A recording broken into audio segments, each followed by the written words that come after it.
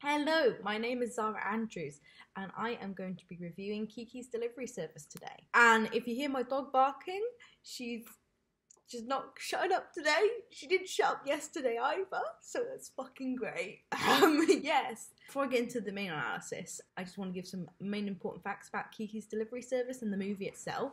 I'm also going to apologise if I mispronounce any of the names. I don't mean to. Basically, the movie is a Japanese animated film. It was produced in 1989 and it was directed by Hayao Miyazaki, who works for Studio Ghibli. At the same studio, Miyazaki's also produced well-known movies such as My Neighbor Totoro, Princess Mononoke, and Howl's Moving Castle. Kiki's delivery service was adapted from a novel written in 1985. That novel was actually made into a manga series in 2006, which was also translated into English into a 4-volume series. In 2009, the original novel was also extended into a 6-volume series, and the first 2 novels inspired a live-action film in 2014. The movie, on its release, was extremely popular. It earned 4.3 billion yen at the box office and became the highest-grossing film in Japan in 1989. Its financial success led to Disney actually producing their own English dubbed version in 1997, and that was released in 1998. Kiki's delivery service was also made into a musical, which looks pretty good actually from the pictures I've seen of it, and that was made into a musical in 1993. The show was then revived in 1995 and 1996.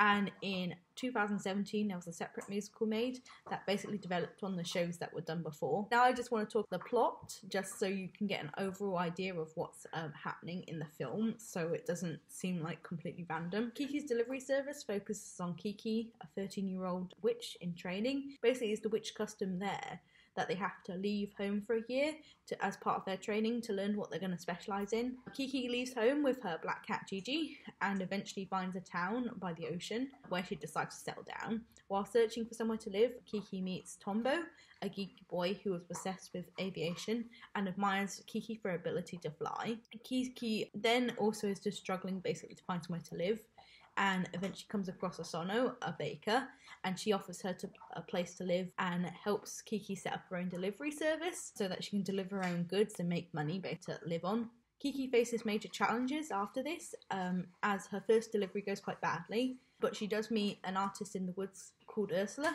during this delivery. This delivery is followed by Kiki's delivery service actually picking up to the point where she's overworked and has issues with ungrateful customers.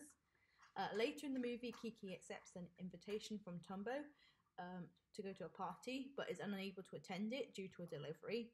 During the delivery, Kiki flies into a heavy rain and becomes ill due to a fever and exhaustion. Once she recovers, Osono arranges for Kiki to hang out with Tombo, where Kiki apologises for missing the party.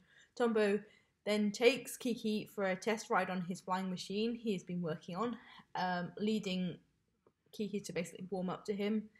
Except from when she meets Tombo's friends, she decides to leave because she doesn't like them. In response to this, Kiki becomes depressed and loses her ability to use her magic.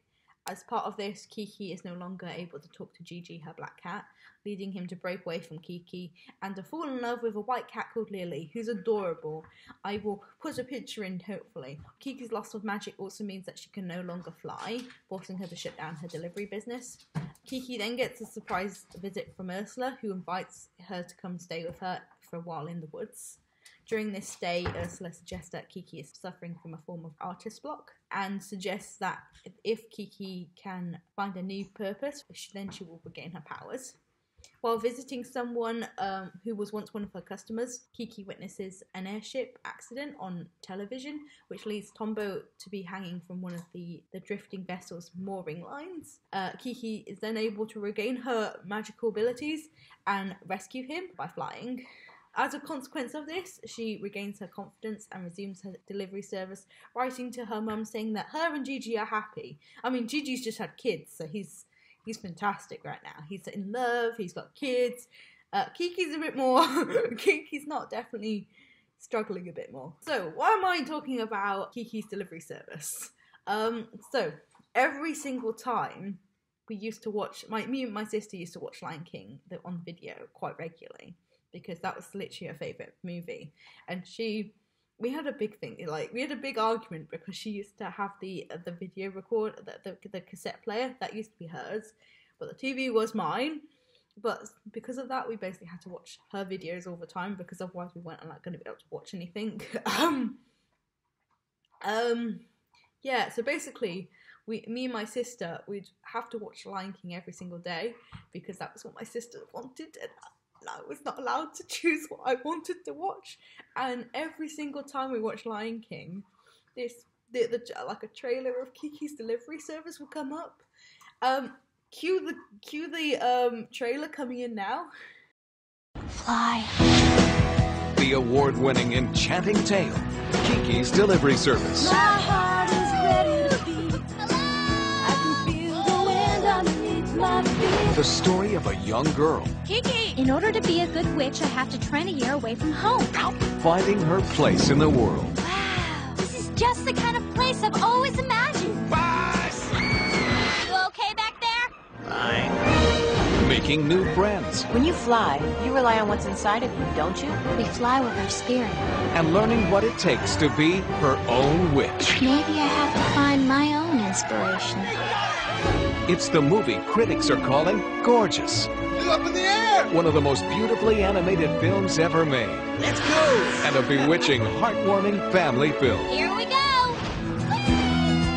No collection is complete without Kiki's Delivery Service. What a cool witch. So I'm gonna fly. Look, it always looked like a really good movie, I had to admit. Like, I really loved the movie. I thought it was quite interesting and I always wanted to watch it, and then it just so happened when I was in university, I just moved to Scotland at the time, and I was looking around H&P, and I just happened to see the movie that day, and I was like, oh, fantastic, let's buy it and go and watch it. And I was so upset with it, and it was such a good movie. I was so proud of it. I was like, yeah, I loved the movie, basically. In this review, we're going to be talking about the theme of coming of age. Coming of age is a person's first experience of going out into the real world and learning how to deal with it. It can often be depicted as like a journey of someone becoming an adult and they're becoming independent, developing from childhood to adulthood. So there's quite a lot of books and book series that also talk about coming of age. For example, The Northanger Abbey, written by Jane Austen. Great Expectations is another one by Charles Dickens. The Catcher in the Rye, which a lot of people might have studied at school, by J.D. Salinger. Harry Potter by J.K. Rowling. The Chronicles of Narnia. There's also comics that discuss this theme, such as Invincible by Robert Kirkman. That is a superhero comic. And there's also films that discuss it, such as Lion King, Spider-Man, Homecoming, and Far From Home both discuss it, and also Spider-Man Into the Spider-Verse. There's also games that discuss the theme, such as Life is Strange, and television shows such as Glee and Gossip Girl. And there's also manga and anime that discuss it, such as Naruto, Komi Can't Communicate, and Little Witch Academia. Some of the common tropes you see in Kiki's Delivery Service is like Kiki has to leave her parents and find somewhere to live. She also has to learn how to cook, learn how to manage money, and also care for her own home. Hi there, this is Zara from the future. A day later, I have done like 10 hours of editing. I thought I'd finally done it, and then I tried to upload it to YouTube, and it turned out it was too long. So I was like, yeah, so I've split it up here. And then I'm going to basically put on the second bit of the video.